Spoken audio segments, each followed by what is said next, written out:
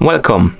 In front of me I have AMAZFIT Band 7 and I'm gonna show you how to factory reset this watch by using the system settings on it.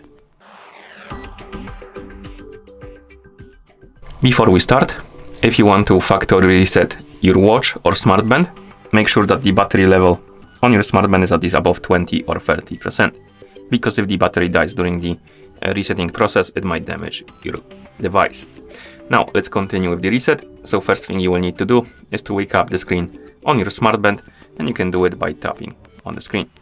Once you wake up the screen, swipe up from the bottom of the screen to open the menu. Then scroll through the menu, find the settings icon, and once you find the settings icon, tap on it to enter the settings. In settings, let's scroll down and find the system, then tap on it, then scroll down, find the factory reset and tap on it,